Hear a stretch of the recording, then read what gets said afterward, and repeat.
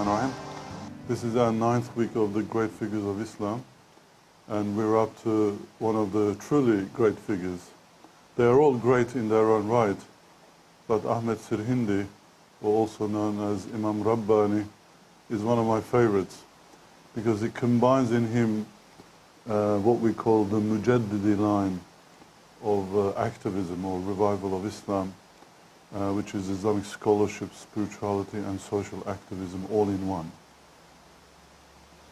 You know, some great figures are fantastic philosophers, thinkers or scholars, but Imam Rabbani came at this pivotal time in a close of the first 1,000 years of Islamic history, and he was at the verge of the beginning of the second 1,000 years.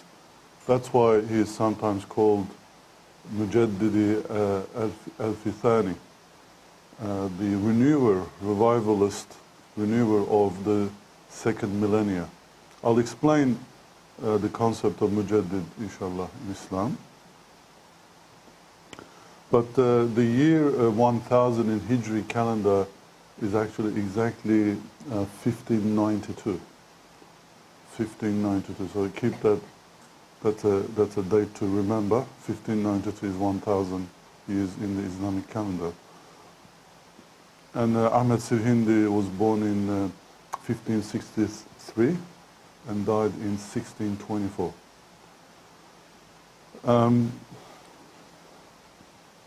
He is also known as Imam Rabbani Sheikh Ahmed al-Faruqi al-Sirhindi, or Ahmed Sirhindi. Sometimes in books his name appears as Ahmed Sirhindi. In some of the tasawwuf literature he is known as Imam Rabbani. The name Faruqi comes from his lineage going back to Omar radiallahu anhu, the second caliph. He is the 25th generation from Omar radiallahu anhu. And he belonged to this, what we call the Ashraf family in India. Ashraf, the descendants of the family are usually known as Sayyids, if they are descendants of Hussein radiallahu anhu, or Sharif, if they are the descendants of the Hasan line. Ashraf are the plural of Sharif. But also in India it had a different connotation. It was Ashraf were people who were descendants of the companions, because a lot of the companions migrated to Iran and then India during the time of Umayyads, or their descendants have migrated there and settled when India was conquered by Muslims, all the way up to the Indus River initially. So Imam Rabbani was a descendant of Omar. So, and the Ashraf in India had that special status because, you know, India being a caste society, even though at that time it was dominated or ruled by Muslims, there were still Hindus. Hindus were about majority 70%. Muslims in India never became the majority in terms of population. It was about around 30–40%. And then it's mainly because of the caste system of the Hindus, especially the higher castes. They never converted to Islam because it meant that they would be equal to everyone else. So in a way, although it wasn't like the caste system, there were classes of Muslims as well. There was the Mughals, there were the kind of the Turkic people who came from Central Asia, and they were the ruling aristocracy or the bureaucracy, and the Ashraf were more the scholarly line. And Ashraf also refers to sometimes businesses, like the rich people, the businessmen of the area. So Imam Rabbani belonged to this group. His father was a sheikh, his brother was a sheikh. He actually first studies with his father, then his brother, and then other sheikhs of the area. And then he goes to this city called Sialkot, which is now in Pakistan, which was a center for learning, and he studied logic, theology, fiqh, the traditional Islamic disciplines. Before that, he memorized the Quran. Although some say that he didn't entirely memorize, most sources say he did memorize. Kabul was also a very interesting center at that time. Actually, I'll explain a little bit later about the Mughals, the Shah Akbar was the legendary Mughal emperor.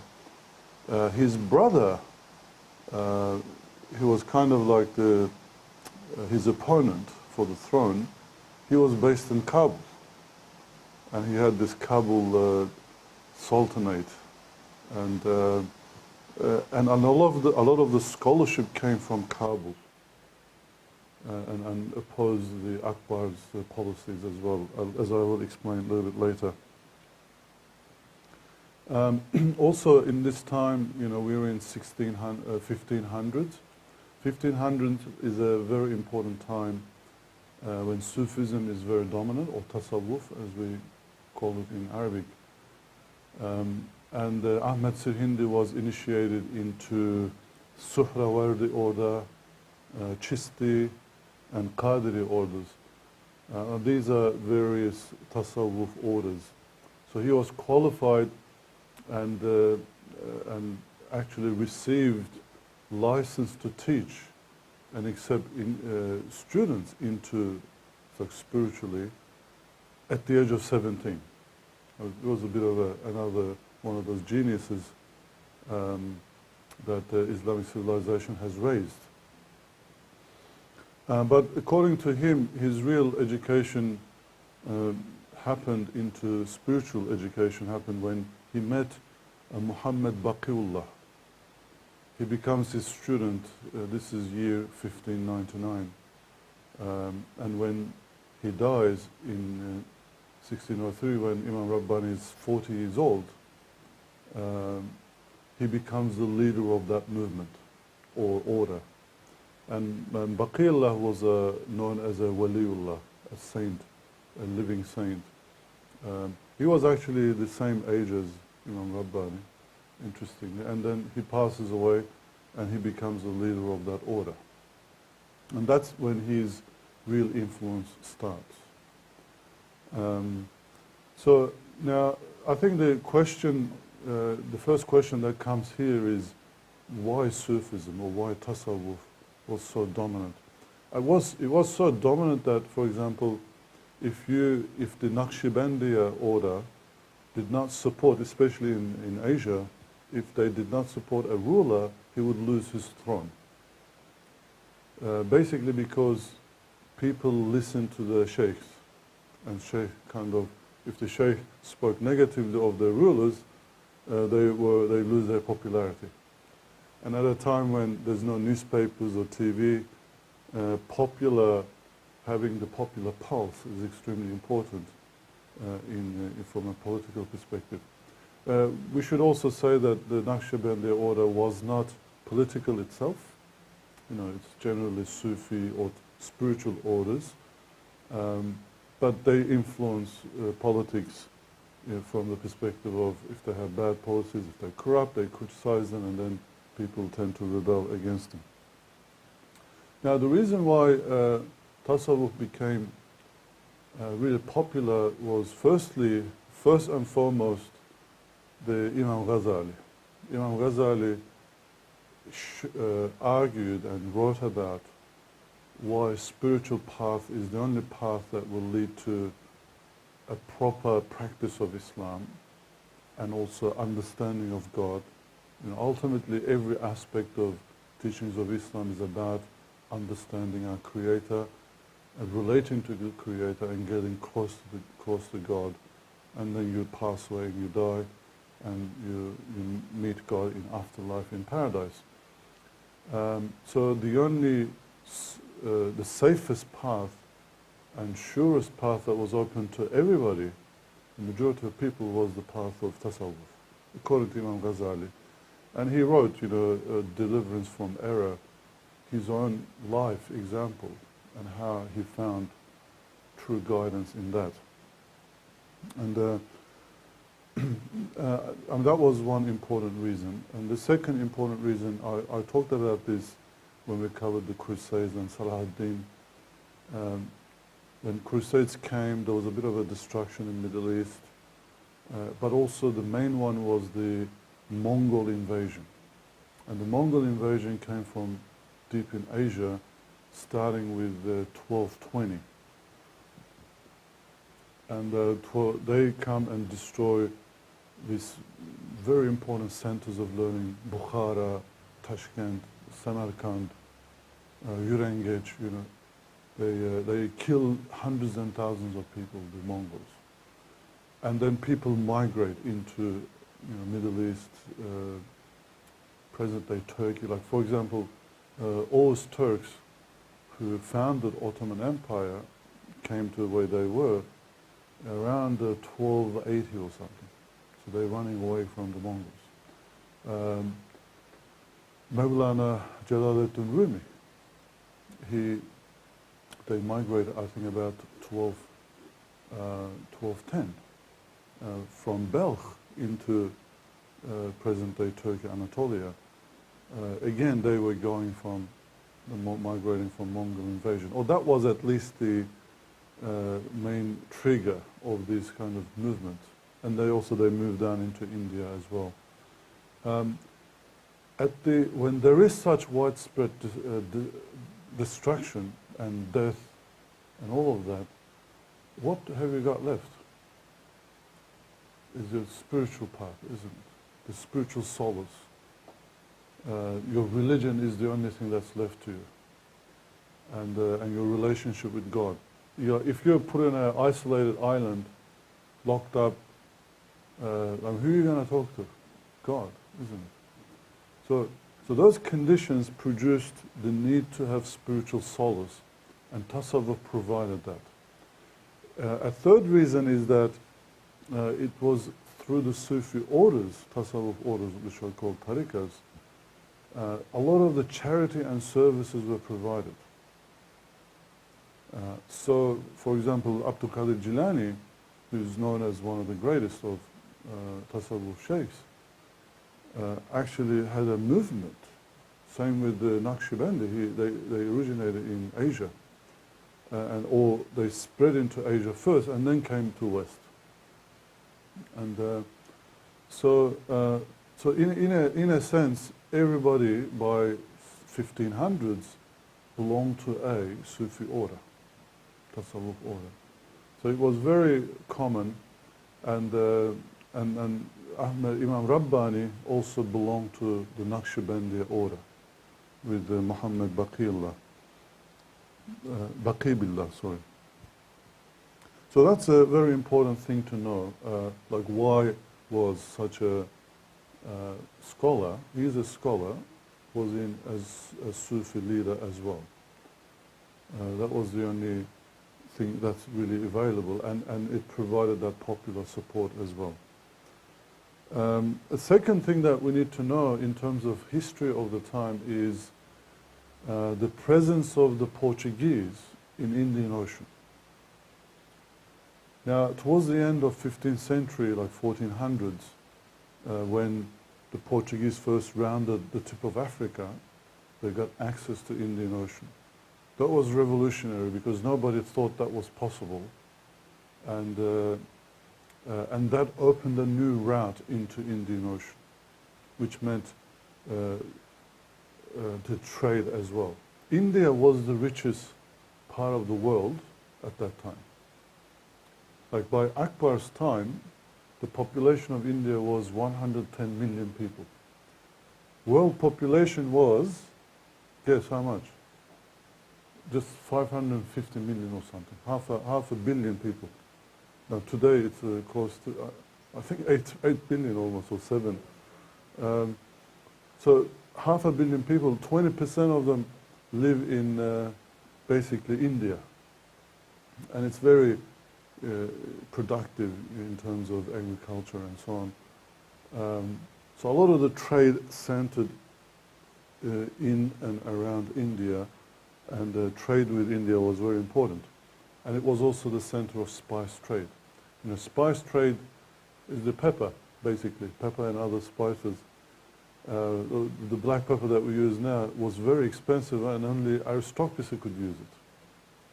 Because by the time it came from Malacca, which was Malaysia, all the way by sea to Arabia, then from Arabia into Egypt, because there was an Egyptian spice market, and then from there into Syria and Mediterranean. And by the time it went to the kings, the table of the kings in England and France, it was extremely expensive. So by tipping around Africa, and you had access to the pepper from Malaysia basically, you could go and buy it for $1, let's say $1, right? And sell it for $40 in Europe. It was amazingly profitable business. And so everyone wanted to do it. Portuguese, Portuguese halted all Muslim trade. And Muslims had a trade monopoly in that region. Or there was no really military problem other than some lone piracy, the pirates of the Caribbean, you know. Other than them, there was no wars, or you could trade freely. But when Portuguese came, they stopped the whole trade. And that was a major issue. And this is why Ottoman Sultan Selim, he decides to go and capture Egypt. And in 1517, he captured Egypt. And after Egypt was also the seat of caliphate, so Ottomans became the caliph, Sultan became the caliph. But the main aim was they would capture Egypt and then have access through Red Sea into Indian Ocean so that they could protect the Muslim trade, and more importantly also pilgrimage routes. You know, pilgrimage was done through Asia, Indonesia and so on by sea. So actually there's a book written on this Ottoman exploration of Indian Ocean. It was published in 2010. They have this long 100-year struggle with the Portuguese, and sometimes they have the upper hand, and sometimes they don't. They lose it depending on the policies, the means, and what other problems there are. Actually, did you know that the Ottoman Empire tried to build Suez Canal twice? They have actually plans, and there was an attempt. It was around that time, like 1570s and so on. But it was going to be too expensive. The technology was just not advanced enough. So it was an extremely important, Indian Ocean trade was very important. And Ottomans were there, and they were using the caliphate, the caliph title, when they were communicating with other Muslims as a way to unite Muslims. And this is when Akbar comes, the ruler Mughal ruler in India. Akbar is very infamous, in a sense, from a religious perspective. He was phenomenally successful as a ruler. And he united all of India under his rule. When there was a rebellion, he put it down. And economically, India developed even further in his time. He was married to a Rajput princess. Now, obviously, when you're ruling, his thinking is, okay, I'm the ruler of everybody, not just Muslims. So if I marry a Hindu, a woman who comes from a noble sort of descent, because Rajputs were the aristocracy of India, or that caste, then I can rule over Indians and they will accept me. So that was his aim. And in 1575, he built this place called Ibadat Khana. Ibadat Khana means a place of worship, basically. But this was different to, the Hindu temples. It wasn't a mosque. It was just a place of worship where all religions could come and talk. And he actually arranged these discussions, theological, philosophical discussions by people of different religions. But what's going to happen when you do that? When you bring in all these theological debate in the 1500s. So you're going to have lots of debates and confrontation, adversary. Everyone's going to try to convert, each other and try to prove why they're wrong. So it wasn't the interfaith dialogue that we have today, that would lead to some sort of a collaboration, discussion, and maybe some understanding. It was actually the opposite. And actually, by 1582, he stops these talks because it's becoming too destructive.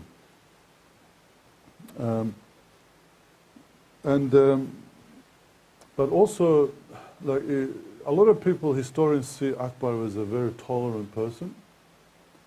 Again, depends on which side of the religious spectrum you sit. For example, in 1579, he dealt with Portuguese.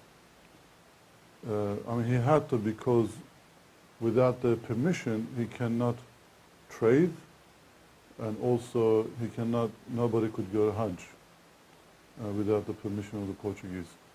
So the Portuguese bring Jesuit missionaries into India, and Akbar actually allows them to do missionary activity in India, Jesuit missionaries. And but in one instance, one of the Jesuit priests, in the presence of Akbar, he not only explains the Christian beliefs and the creeds, he starts insulting the Prophet, peace be upon him, and Islam and the Quran. And this was, ulama goes, they're very upset. They want the emperor to do something, but he doesn't do anything. And he actually commissions the translation of Gospels as well into the language of the people. So as a result of this, he puts pressure. I'm explaining this because you need to understand the religious and political situation of the era.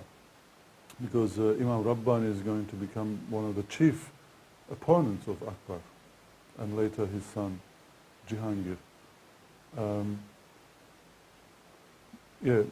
So Akbar gets all these ulama, and we don't know how he makes them, but he makes all of them sign a document called Mazhar, where he's declared the Caliph. And so Akbar declares himself the Caliph. In a way, perhaps, so that people don't rebel, he's going to have that overarching title. And also, if someone criticizes his religious opinions, he goes, I'm the Caliph. You can't object me. Who's the ulama? They all approve this. But also, you could look at it as a step to challenge the Ottoman Caliphate. Because when Ottomans became the Caliph, again, they used that title to, they went as far as Indonesia, for example, Aceh, when they wanted some help against the Portuguese. It's very interesting that the Sultan of Aceh wants help, an army to be sent. Ottomans send weapons, basically cannons and artillery, just like today, how the superpowers, they send weapons all around the world. They sent these top high technology, the arms, but also some important diplomats who can then the propaganda of Islamic unity. This came to such a level that the Ottoman Sultan's name would be mentioned in the sermons, the khutbah, Friday khutbah, as the Caliph. So Akbar wanted to reverse that, at least in India. So there was a bit of a political side in the form of religious leadership. And also on top of that, Akbar for 4 years in a row sends very large Hajj caravans to Mecca, Jeddah and then Mecca, but with 600,000 dinars of money, 12,000 kaftans. Kaftans are very nice robes as a gift to the people or notable people in Mecca. So again, he was trying to exert his influence in Mecca.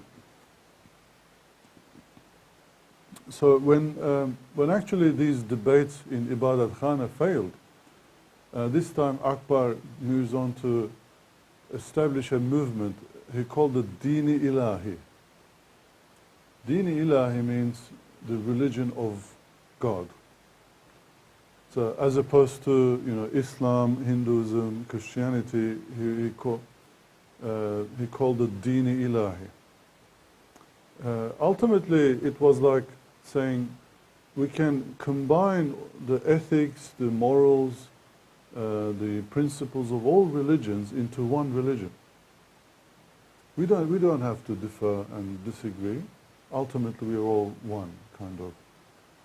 If there's one God, all religions, therefore, are different manifestation of this one primordial religion called Dini Ilahi. Naturally, this alarmed these scholars. They thought this was a concoction of Islam, or it was going to lead to another religion. That's what happens, Let's say you have an Islamic council in New South Wales, and you say, I don't like these guys, I'm going to establish I'm going to challenge them and have another leadership, have our own organization. You establish it, then it becomes 2 Islamic councils. At some stage in New South Wales, we had 3 Islamic councils. One was the Islamic Council in New South Wales, the other one was the real Islamic Council in New South Wales, and the other one was Supreme Islamic Council in New South Wales. And this brother once wrote, I don't know which pizza to eat, Supreme Pizza or the...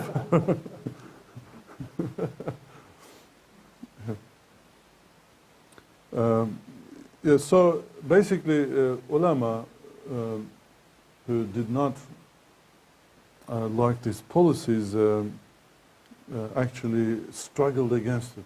And Ahmed Sirhindi, being one of the foremost scholars, has done that struggle.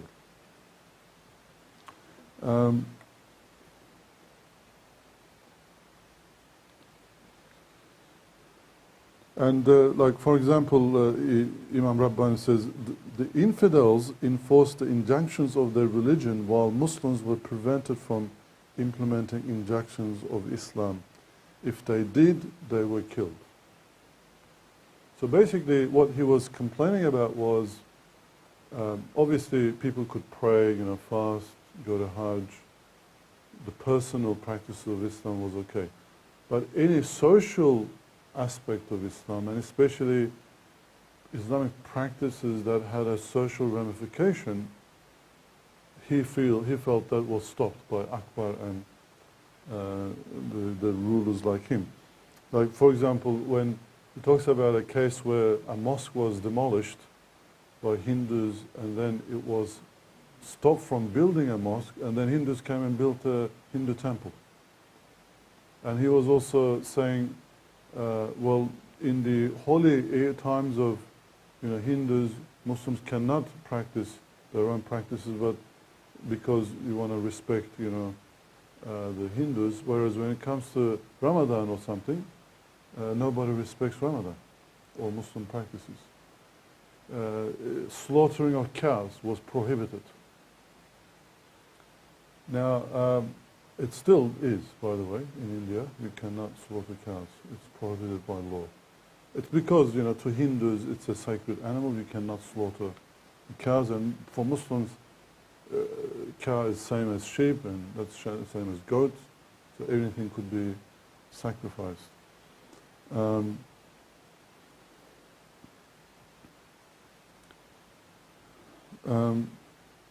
So basically, Imam Rabbani has this very interesting way of struggling against these things. He writes letters. He writes letters inviting people into proper practices of Islam. Basically, he says, move away from superstition. Like, don't practice things thinking that it's Islam. don't just focus on outward practice of Islam, the inner practice is also important. And also give freedom to Muslims to practice their religion. It doesn't mean that Muslims should try to convert others to Islam or stop others practicing their religions, but Muslims should be given freedom to practice it. And don't play with the teachings of Islam thinking that you're trying to find a middle ground or some sort of commonality between different religions. Because it doesn't work that way. You need to keep the integrity of Islam. Now, I am for interfaith dialogue, and I have been involved in interfaith dialogues for many years. It's very interesting that when you meet somebody for the first time who belongs to a different religion, and you've never encountered that before, your immediate reaction, there's two things that you realize when you talk. One, they're human beings too. The humanity of these people that come through, whereas otherwise you learn about them either through media or books or someone's description of them. But now you're experiencing those people yourself. Oh, they are human just like us. The second thing that you realize is you have some commonality. Especially people of Abrahamic religions, that you see that commonality straight away. Like when you speak about issues, especially ethical issues, even to some extent, you know, when you talk about being saved, you know, following God, doing good deeds, getting close to God, like these are common elements and themes in Abrahamic religions. It's a bit more difficult in Eastern religions or finding common element between Hindus or Buddhists. I mean, you've got to go to a different plane of dialogue with that. But these things happen. However, a third thing that happens is in the interfaith dialogues is by mirroring the others, you understand your own faith a little bit better. Some of the ideas and beliefs that you believe and you probably practice become more crystallized. So actually the opposite happens. In true interfaith dialogue encounters, you actually come out of it as a richer person. But Akbar was doing something else. He was trying to combine religions. That's a no-no. Like nobody should do that. And even, I would say to some extent, interfaith dialogue should be done by people who know about their religion a little bit. If a totally ignorant person goes, yeah, I'm going to do interfaith dialogue, then the missionary instincts of these people will come out. Oh, he's an ignorant person, let me preach, and maybe he'll become Christian or he'll become Muslim. So that's not what you do. In interfaith dialogue, it's a cardinal sin to actually try to convert somebody. Actually, some years ago, a cardinal in Australia did a very public criticism of Quran. You know, he said that he started reading Quran, he could only go up to 70 pages. He had to drop it. It was too violent, too much hell, too much punishment. Because I had to drop it. And this was published. And I wrote he was a cardinal, and I wrote a short article saying 3 cardinal sins of interfaith dialogue, you know, because he was also involved in interfaith dialogue.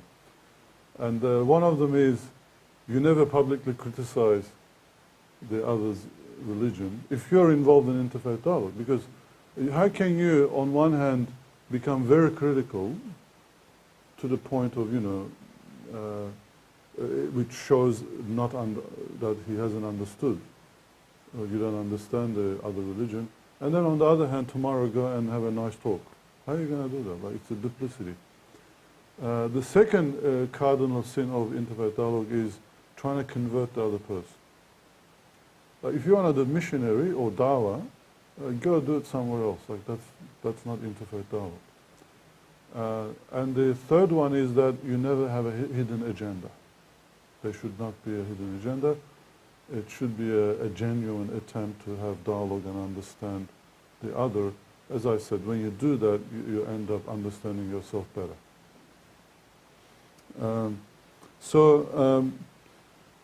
I mean, this is what Imam Rabbani was against. You know, under the guise of tolerance and finding religion, he felt that Islam was being corrupted. And this is extremely important point. If it wasn't for the struggle of Imam Rabbani, probably Indian Islam would be very different. And you know, how many Muslims are there in Indian subcontinent, as we say it? What's the population of Pakistan? 280 million? 200 million, or there's two different figures there, but let's take 200 million. How many Muslims in India are still a minority with 220 million, you know? So that makes 420 million. How much in Bangladesh? 150 million? 150 million Muslims. So that's what? 670? And throw that Afghanistan, 20 million? 30 million. So that's exactly 600 million. How many Muslims are there in the world? 1.6 billion. So like 35 to 40% of all Muslims are in India, or Indian subcontinent, as we say it. It's a huge number. And this is why Imam Rabbani is known as the Mujaddid. Right? Because he and his followers are responsible for keeping the integrity of Islam. And but while keeping that integrity, crucially, it's also important to keep the spirit of Islam. Because sometimes when you react to some sort of an oppressive regime or oppressive power, you may end up becoming violent yourself, as it happens today in ISIS, Al-Qaeda, and so on. And also you lose, when you become violent in your response, thinking that you're going to defend Islam and Muslims, you end up devoiding the spirit of Islam, what Islam stands for, because you're violating everything else. You're trying to protect Islam, but you violate everything. Don't kill, don't steal. All of these things are being done, unfortunately, in this day and age, in the name of Islam. By radicals, I don't mean by every Muslim. So Imam Rabbani's struggle is, in that sense, extremely important, and it actually became an inspiration of many other movements in the history of Islam, even the ones in the modern era. I'm going to come to that a little bit later. Obviously, this criticism got him in trouble, especially with the son of Akbar, Jihangir. By the way, Jihangir's son, Shah Jahan, is the third one in that family. He's the one who built Taj Mahal. Right. So, I mean, from a cultural, from a artistic expressions, they're great. But again, from a religious perspective, it was a problem, especially with Akbar and then Jihangir. But fortunately, Jihangir comes around. But actually, Imam Rabbani was imprisoned by Jihangir's orders. So he's put in jail, and his son, Sheikh Sayyid, reports a miracle. He says that when my father was in jail, obviously he couldn't go out, but they saw him every Friday in mosques. So somehow he got out. They couldn't find him anywhere in the prison, and then after the Friday is over, he goes back to prison. So this is what we call karama, right? It's a miracle.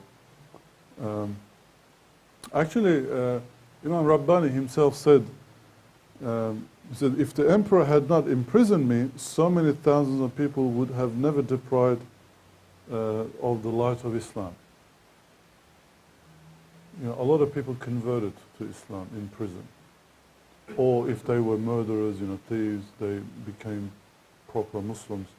And actually to the point that they excelled, they became saintly themselves later when they got out. Because prison is actually a very good place to practice Islam.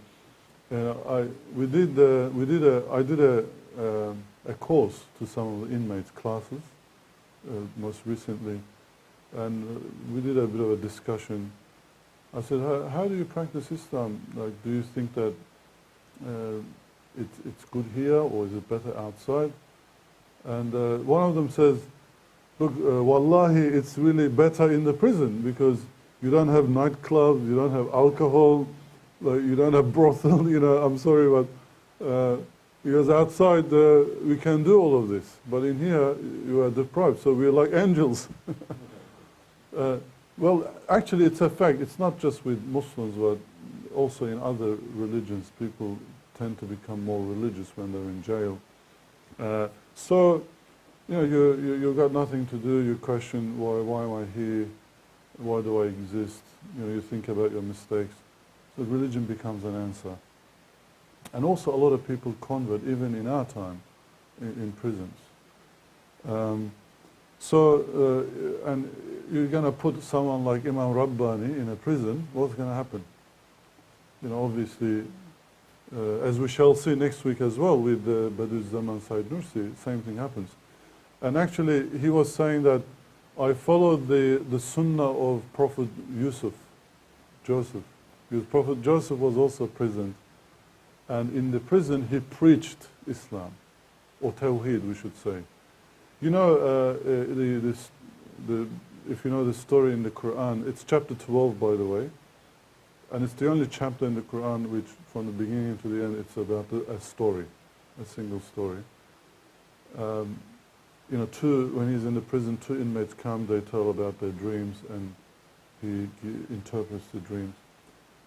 But before he interprets, he gives them a long sermon about Allah subhanahu wa ta'ala. There's God, that He's one, that we should worship Him and do good. And then he says, as to your dreams, or interpretation of dreams, this is what's going to happen. Interestingly, I went and looked at the Bible, the Gospel, because I wanted to compare stories. Maybe I should write this one day, the comparison of Surah Yusuf in both Quran and Bible. It's remarkably similar, the stories, but that part is very different, because in the Gospels or Bible, the inmates tell their dreams, and then Yusuf alayhi salam immediately interprets the dreams. Whereas in the Quran, he gives them delivers a preaching first, which is what you would expect from a prophet, right? He's going to take every opportunity to preach Islam. So in a way, Imam Rabbani does the same. He does the sunnah of Yusuf and preaches in the prison. And also people like him, and he's not only a scholar or knowledgeable person, but he's living it. Like in one instance, this is said in the books, but this sheikh actually, or one of the sheikhs, he says, tell me, you say that the Sahaba or the companions are great, that they don't have to go through spiritual development to come to a very high level. Do we get that from the Sahaba, like the companions of the Prophet, peace be upon him? Like they become Muslim and then they maybe see once or twice the Prophet ﷺ, then go and convert a whole tribe. How does that work? And Imam Rabbani says that they attain very high level. Just the presence of the Prophet is enough. And this sheikh doesn't understand it. He's writing in, and he goes, come and I'll explain to you. And when he comes to the presence of Imam Rabbani himself, he actually understands everything, even him without explaining. Because now I know what you were saying. Just the presence of somebody spiritual, highly spiritual, makes a huge difference. Like that's why the companions, the Sahaba, The moment they believed in the Prophet, peace be upon him, and they saw him as the Prophet of God, a whole gateway to spiritual realms opened before them. And they went like immediately to the peak. And I will explain, Imam Rabbani has these 7 levels of Sunnah. It's very interesting. I thought that I'd share that with you. You're thinking to yourself, well, anyway, I'll come to that, inshallah. Okay, so Imam Rabbani actually writes to his family from the prison. He says, although hardship is indeed distasteful, it's a blessing. Praise be to God. And do not spend even a moment in neglect. Always be busy in one of the 3 things. First, the recital of the Quran. Second, the salat. And the third, abundance of remembrance of God, zikrullah. Always be pleased with whatever state Allah has given you. Pray that Allah gathers us all in paradise and that our meeting each other in this world is for the hereafter itself. So in a way, basically, if you're in prison, what have you got? You've got Quran, your salat, and remembrance of God, isn't it? And if you're allowed, the companionship of the inmates. But you know, if you're, again, with this jail that I went to, or correctional center is the correct word. Correctional center I went to, they have it's a bit of a lighter center. They have 25 people in a building that looks like a house. They have a lockdown at a certain time, but after that they can walk around, out, play football and things like that. And I said in the class when we were having, I said to these guys, you've got 25 people there in the jail. I can guarantee that it's going to be a microcosm of society. You're going to have some guys loudmouth. Some of them are going to swear a lot. Some of them are going to be nice people. A few of them will try to dominate everybody, become leaders. Some of them will be aggro. Because that's exactly what happens. One of them said, how did you know? Because I've got this theory, it's actually, the human populations are fractal. Fractal meaning there's something in mathematics where, you know how the maps, when you look at the map coastline of Australia, it looks all crooked, right? Zoom in, look at the coastline of Sydney, still crooked, same crookedness. Zoom a bit more, look at northern suburbs, same. Even go to the beach, look at the rocks, it's got crooked. This is called fractal. Like when you go down into different levels, you still see the same features. The humanity is like that too. You put 100 million people together, the same characteristics that you see in society of 100 million, you'll see it in 2,000 people. Or 30, or maybe 30 is the minimum you should go. But you could even argue that even within an individual you have all those feelings and characteristics. Isn't it? Like smartness, niceness, anger, all of that. So in a way, if you put someone like Imam Rabbani in a prison with a lot of people, and in those days prisons were very crowded places, it wasn't like the hotels that we have today, he's going to preach freely and a lot of people convert. Actually, as a result of that, which Jihangir is impressed by that, and also he sees the Prophet, peace be upon him, in his dream. The Prophet says, "O Jihangir, you have imprisoned a very great person." And then after that dream, he releases him and he becomes his student. So Jihangir becomes a follower of Imam Rabbani. And that actually follows a lot of the state aristocracy become his follower. Even Shah Jahan becomes his follower. And he dies before Shah Jahan, but before he becomes the emperor or Shah, he becomes his student. And that's when Imam Rabbani has his greatest influence. And one of the key things that he does in his revivalism is always works on prominent people. Common people, but also prominent. He never neglects them. Because he's usually, in societies, it's the elite, intellectual, and businessmen and things like that. They really control society, don't they? Political, intellectual, and economic elite. So if you can influence them for the better, you can influence the whole society. So this is a different approach to taking over a country and establishing a theocracy. Because that's not good. Because Imam Rabbani, if he became a Shah of India, probably a lot of people would have despised him.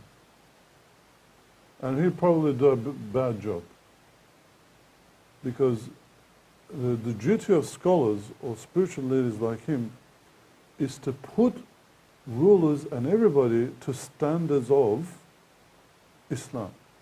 So then, if you're going to do that, you have to stand apart from all those politics and affairs of society. Imam Rabbani, should we give a break, or maybe let's continue? If you're not tired, we can continue and have one session. Yeah? Okay. All right. Well, his writings and teachings, that's what I'm going to focus on now. He hasn't written a lot of books. He mainly spent his time irshad. Irshad meaning training and educating his followers, and he had thousands of them. But he has these letters that are captured, and they were compiled in his lifetime.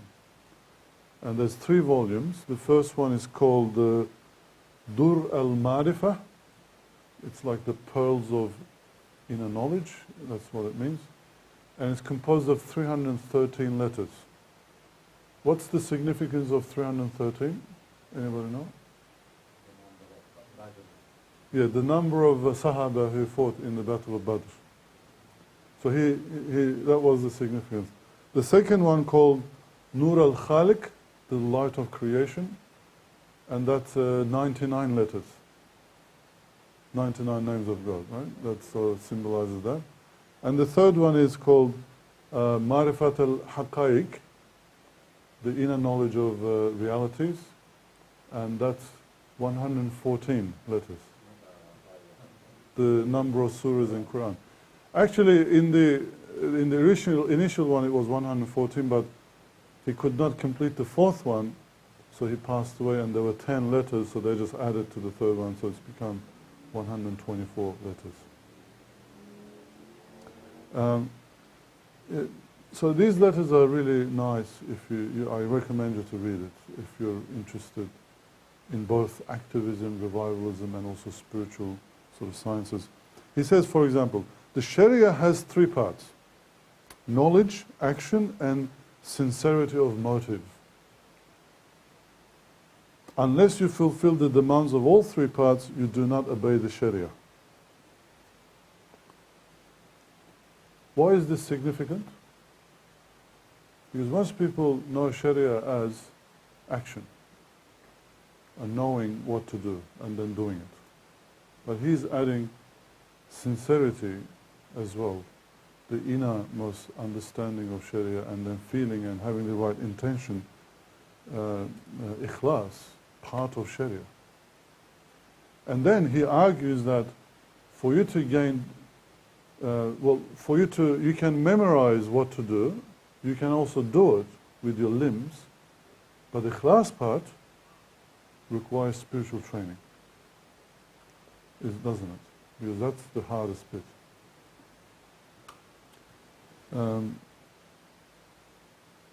Because he says, the Quran says, through doing those 3 you attain rida'ullah, the pleasure and acceptance of Allah subhanahu wa ta'ala. And the Quran says that rida'ullah is the greatest good. So ultimately, if you were to achieve greatest good, you have to achieve Rida Allah, the pleasure of Allah, and to achieve that, you have to follow, you have to know what to do right things by Sharia, and you have to do it, and then you have to have ikhlas.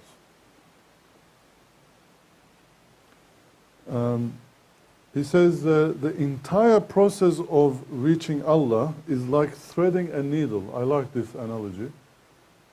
I don't know, has anyone threaded needles before? So you take the thread through the eye of the needle, you pull it from the other side, then you bring it to the other end and you tie a knot. So he's basically saying that the eye of the needle is the aim of reaching, getting close to Allah. Once you get there, you try to get there first, and then you come back down into where you started. And then he says, when you sew with that, you unite all the fabric together. Right? So you cannot sew until you thread the needle and tie a knot at the bottom. Without the knot, the thread will just come out. When I was first learning how to do it, it was also, that was the hardest part for me as a kid.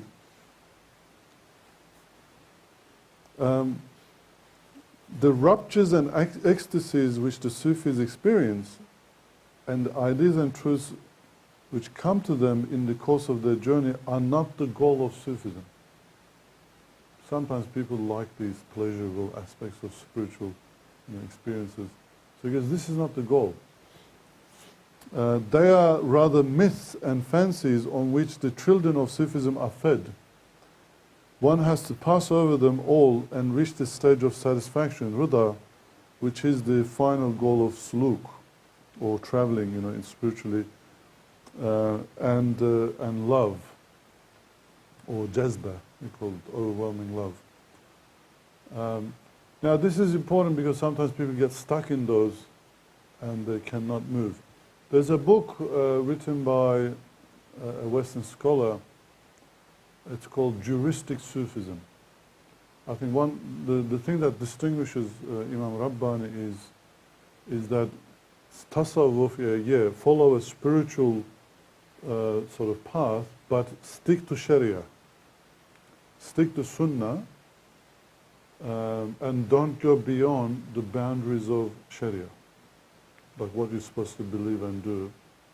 Instead, fill it in with the right meaning, the intention, and depth, but go depth rather than try to.